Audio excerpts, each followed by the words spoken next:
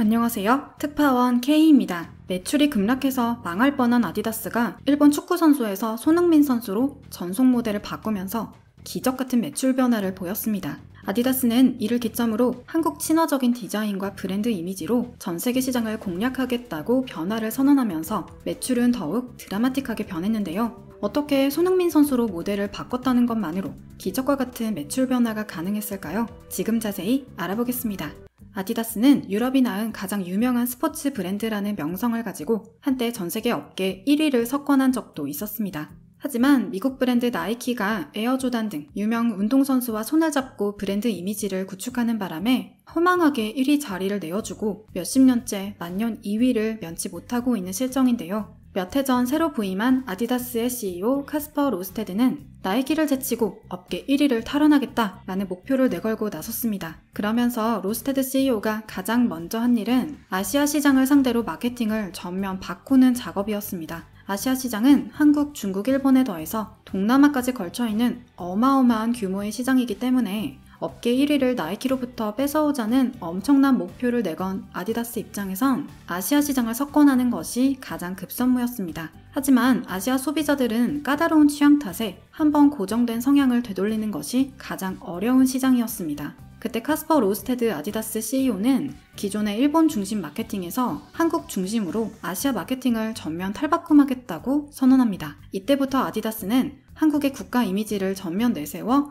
아시아 시장 공략에 나섰는데요. 아디다스는 그동안 일본 중심적인 아시아 마케팅 기조를 유지하고 있었습니다. 아시아에서 이미 한물간 일본 이미지를 이용해서 마케팅을 하니 당연히 아디다스의 아시아 실적은 저조하기 짝이 없었죠. 북미와 유럽뿐만 아니라 아시아 시장마저 나이키의 모조리 업계 1위를 내어준 상황이 계속되자 아디다스 임원진들 사이에서는 나이키는 이길 수 없다, 현실을 받아들여야 한다 라는 패배주의적인 목소리마저 나올 정도였습니다. 심각한 아디다스의 사내 분위기 속에서 나이키를 이기겠다, 아디다스가 업계 1위를 당당히 되찾게 만들겠다 라며 엄청난 포부를 내걸고 등장한 사람이 카스퍼 로스테드라는 새로운 아디다스 CEO였습니다. 그는 아시아 시장을 나이키로부터 가져올 수 있으면 북미와 유럽도 1위 탈환이 가능할 것이라고 점치면서 가장 먼저 까다로운 아시아 소비자들부터 공략하자고 선언했습니다. 그러면서 로스테드 CEO는 한물간 일본 이미지 대신 아시아 최고 선진국으로 급부상하면서 아시아 문화를 완전히 선도하고 있는 한국에 주목했습니다. 아디다스는 기존의 브랜드 전속 모델이었던 카가와 신지와의 계약을 끝내버리고 한국의 자랑이자 전 세계에서 가장 유명한 축구 선수 중 한 명인 손흥민 선수와 새로운 홍보 모델 계약을 체결하게 됩니다.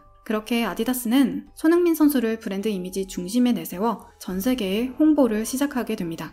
해당 사진은 아디다스의 영국 인스타그램 계정에 올라온 손흥민 선수의 사진인데요. 어떻게든 소니가 우리 아디다스의 모델이다 라는 걸 어필하고 싶어하는 모습입니다. 이후 아디다스는 손흥민 선수를 필두로 이강인, 황의조 등 한국의 인기 축구 선수들과 후원 계약까지 체결하며 실력 있는 스포츠 선수들과 함께한다는 브랜드 이미지로 다가가기 위해 노력했는데요. 그 결과는 정말 놀라웠습니다. 아디다스가 아시아 시장에서 사상 최고 매출을 달성하게 되면서 아시아 시장에서 나이키를 제치고 1위 자리를 탈환하게 된 것입니다. 제품도 브랜드도 그대로였고 오로지 홍보 모델을 손흥민 선수와 한국 축구 선수들로 바꿨을 뿐인데 98년 브랜드 역사상 최고 매출액을 달성했던 겁니다. 이때 어떻게 손흥민 선수가 아디다스의 글로벌 모델이 됐다는 것만으로 매출의 드라마틱한 변화가 가능했던 걸까요?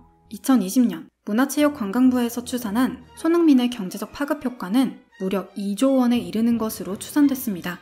유럽에서는 손세이셔널이라고 불리며 EPL에서 축구 한류 바람을 일으킨 손흥민 선수의 활약이 2022년 현재까지 계속 이어지고 있는 만큼 아시아 최초 골든부츠의 주인공이 된 지금 경제적 효과는 더욱 늘어날 전망으로 보고 있는데요. 당시 문화체육관광부와 한국스포츠정책과학원은 관세청 수출입 무역 통계, 한국은행 산업연관표, 국내외 설문조사 등을 종합해 손흥민의 경제적 파급 효과를 1조 9,885억 원으로 분석했습니다. 손흥민 선수가 증명한 한국 파워를 몸소 경험한 아디다스 이사회는 완전히 마케팅 거점을 한국으로 옮겨왔습니다. 아디다스는 급기야 태극기가 새겨진 한국 에디션 제품을 내놓으며 한국의 홍보 파워에 감사함을 드러냈는데요. 이 한국 에디션은 동남아와 중국, 미국에서 선풍적인 인기를 끌며 한국의 국가 이미지가 가진 저력을 다시금 증명했습니다. 그런데 일본은 세계적 글로벌 기업인 아디다스에게 처참히 버림받은 충격이 적잖이 큰 모양입니다.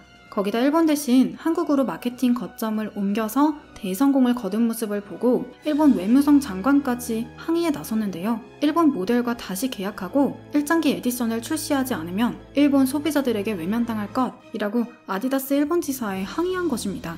하지만 아디다스 일본 지사는 본사로부터 들은 내용이 없다라며 에둘러 거절해 일본에 한 번 더 굴욕을 안겼는데요. 아디다스의 태도에서 글로벌 시장이 얼마나 냉혹한 곳인지, 잘 나가는 국가와 한물간 국가를 얼마나 귀신같이 잘 알아보는지 다시금 느끼게 되는데요. 과거에 잘 나가던 이미지에 취해서 결국 한국에게 아시아 최고 선진국 자리를 빼앗긴 일본처럼 되지 않도록 지금의 영광에 안주하지 않고 더욱 분발하는 대한민국이 되어야겠습니다. 그럼 오늘 준비한 소식을 마치겠습니다. 시청해주신 여러분 감사합니다.